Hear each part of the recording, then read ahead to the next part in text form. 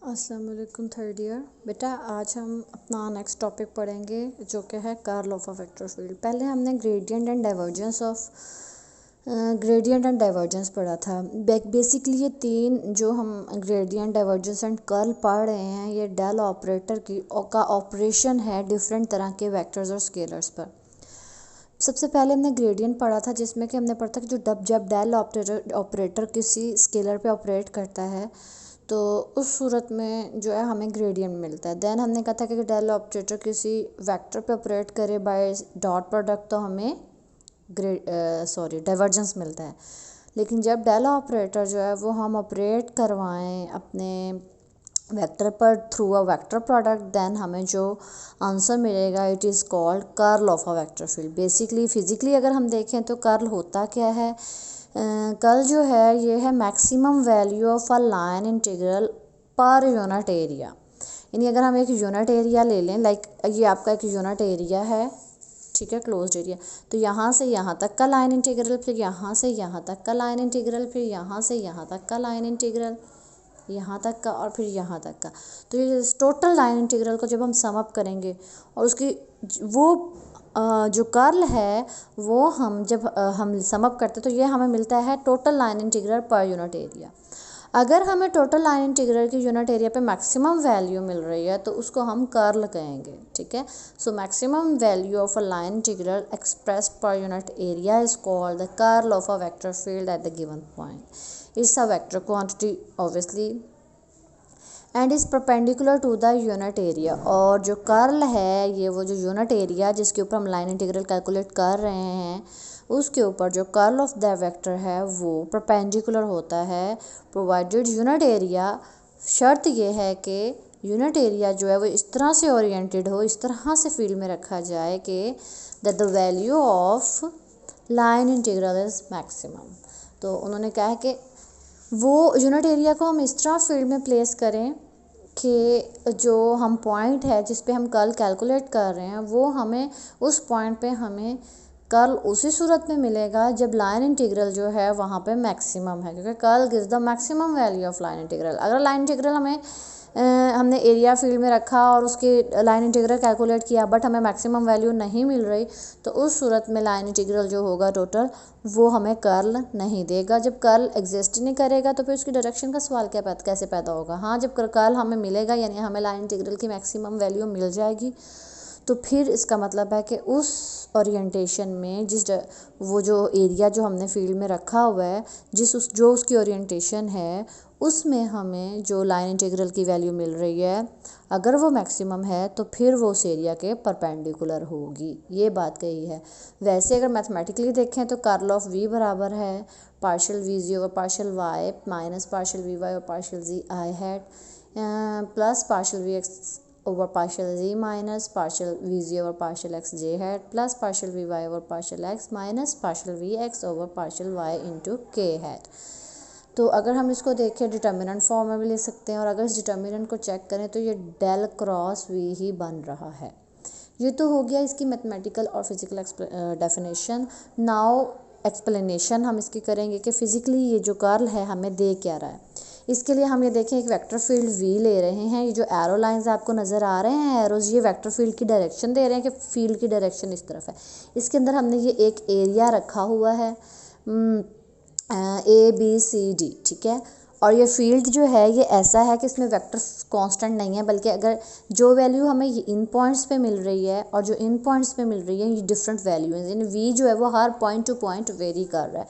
इसकी एग्जांपल आप ले सकते हैं कि मे बी ये इलेक्ट्रिक फील्ड हो, इलेक्ट्रिक फील्ड भी तो वेक्टर फील्ड है और उसमें पॉइंट टू पॉइंट फील्ड की वैल्यू जो है वेरी करती है। अब हमने देखना है कर्ल कैलकुलेट करना है। एक तो हमने लाइन इंटीग्रल ले रहे हैं उस वेक्टर एरिया का, पहले हम उसको परपेंडिकुलर रखेंगे फील्ड के और फिर उसके बाद पैरेलल रखेंगे। ये देखिए जो है ये आप देखें बेसिकली इसका मतलब ये है कि अगर आपके ये एरिया ये आपका फील्ड की डायरेक्शन है तो आपने एरिया इस तरह परपेंडिकुलर यूँ रखा हुआ है फील्ड के अंदर, पैरेलल रखेंगे तो हम एरिया यूँ रख देंगे, ये पैरेलल हो गया फील्ड के, ठीक है, ऐसे, और परपेंडिकुलर है फील्ड के ऐसे। तो अब आपको समझ आ रही होगी कि ये अगर आपका फील्ड है ऐसे फील्ड आपका इस तरह का है, तो जो आपने एरिया इसमें रखा हुआ है वो एरिया आपने, ये let's this register is an area, और हमने वो फील्ड में ऐसे रखा हुआ है, तो ये आपके देखें फील्ड के परपेंडिकुलर हो गया। कैसे? ये पेन देखें, पेन जो है वो फील्ड की डायरेक्शन, ये फील्ड लाइंस हैं, पेन यहाँ पे जस्ट फील्ड की डायरेक्शन शो करवा रहा है। आप सोचें कि ये सारा फील्ड इस डायरेक्शन में, तो ये एरिया इस फील्ड के परपेंडिकुलर हो गया। अब आप देखिए यहाँ पे अगर हम इस सरफेस के साथ चेक करें तब भी फील्ड परपेंडिकुलर है, और आप इस सरफेस के साथ चेक करें तब भी फील्ड परपेंडिकुलर है। यानी आपकी ये जो साइड है इसके साथ भी फील्ड परपेंडिकुलर मिल रहा है आपको, ये देखें। और ये जो आपकी ये वाली साइड है, यहाँ से लेके यहाँ तक जो साइड है इसके साथ भी फील्ड क्या है आप देख लें, 90 का एंगल ही बन रहा है इसके साथ भी, तो दोनों के साथ ये फील्ड परपेंडिकुलर है। हमने सबसे पहले एरिया ऐसे रखना है, समझ में आ गया? तो सबसे पहले हम when area ABCD is placed perpendicular to the field then line integral is moving along the boundary of area. अब हम लाइन इंटीग्रल कैलकुलेट करेंगे, ABCD, A to B, B to C, C to D, D to A, A to B, B to C, C to D, D to A। हम line integral देखिए calculate कर रहे हैं।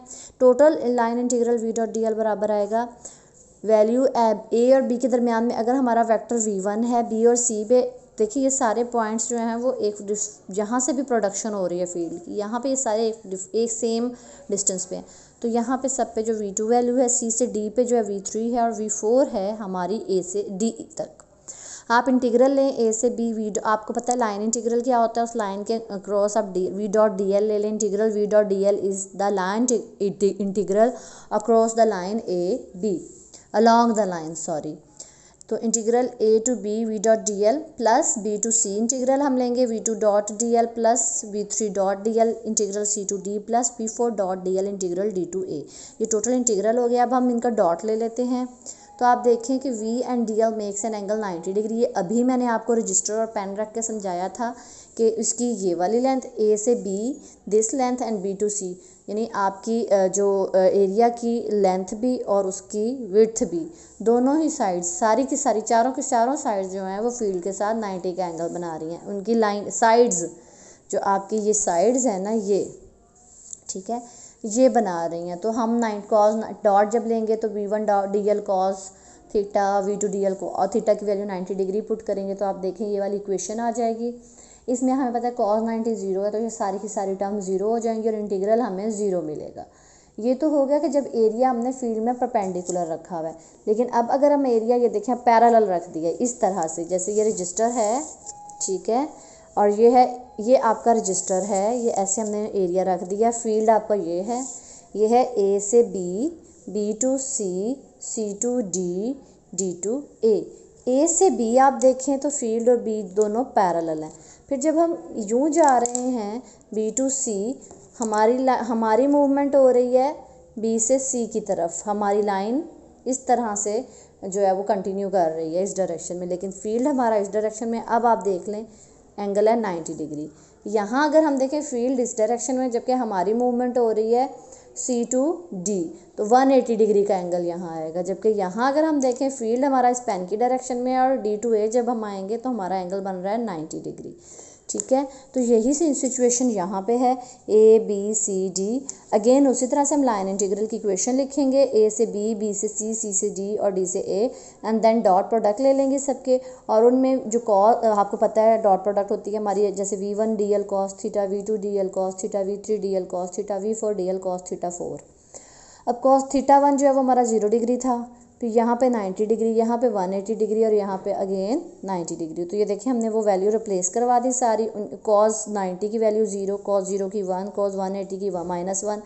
जब हमने ये value put की और इंटीग्रल ले लिया, अब V1 DL की इंटीग्रेशन लगाएंगे, V1 L आ जाएगी, DL लेंथ टोटल है AB, इंटीग्रल DL से ये ख़त्म हो जाए माइनस V3L। तो आप देखें V1L माइनस V3L, इसमें से आप L कॉमन ले लें, V1 minus V3 into L। This is the integral V dot D L equals to V1 minus V3 into L। ये देखें इंटीग्रल की वैल्यू एग्जिस्ट कर रही है। It is a maximum value of the line integral. देखें ये हमारे इस एरिया में लाइन इंटीग्रल की टोटल मैक्सिमम वैल्यू यही एग्जिस्ट कर रही है। इससे कम ज़्यादा तो है ही नहीं, कम हो सकती है अगर हम ओरिएंटेशन बदल दें, एंगल चेंज करें। It means that if we place an area in a vector field at any point and go on changing its orientation, then for certain orientation line integral along the boundary of area will be maximum. मेरे ख्याल में ये समझ आ गई है। इन्होंने कहा है कि इसका मतलब यह है कि जब हम एक एरिया को किसी वेक्टर फील्ड में रखें और उस एरिया की ओरिएंटेशंस जो हैं वो बदलते रहें, तो हम देखेंगे कि डिफरेंट ओरिएंटेशन पे लाइन इंटीग्रल की वैल्यू डिफरेंट मिलती है। देखें जैसे कि हमारे पीछे भी जब एरिया परपेंडिकुलर था तो लाइन इंटीग्रल जो है वो 0 हो गया था, जब पैरेलल था तो लाइन इंटीग्रल की हमें मैक्सिमम वैल्यू मिली। तो इसका मतलब क्या है, एरिया की ओरिएंटेशन बढ़ने से लाइन इंटीग्रल की वैल्यू जो है वो डिफरेंट हो गई। सो जो मैक्सिमम वैल्यू हमें जिस ओरिएंटेशन पे हमें मैक्सिमम वैल्यू मिल रही है पर यूनिट एरिया, उसी को हम कहेंगे कर्ल, और कर्ल की डायरेक्शन उस एरिया के उस ओरिएंटेशन में परपेंडिकुलर होगी। ठीक हो गया। अब हमने प्रूफ करना है कि डेल क्रॉस पी बराबर है कर्ल वी के। तो डेल क्रॉस वी अगर हम लिखें, ये हमारा फंक्शन वी है और ये डेल की वैल्यू इनका क्रॉस ले लें तो हमें ये आंसर मिल रहा है। और आप देखें ये वही आंसर है जो पीछे हमने डिफ़ाइन किया था यहाँ पे। देखिए कर्ल वी हमने डिफ़ाइन किया था ये, और यहाँ पे हमने जब डेल क्रॉस वी लिया तो हमें यही वैल्यू मिल रही है। इसका मतलब क्या है कि कर्ल ऑफ वी बराबर है डेल क्रॉस वी के। ये तो हो गया हमारा आज का लेक्चर। कल हम स्टोक्स थ्योरम पढ़ेंगे। इजाज़त दें, अल्लाह हाफिज़।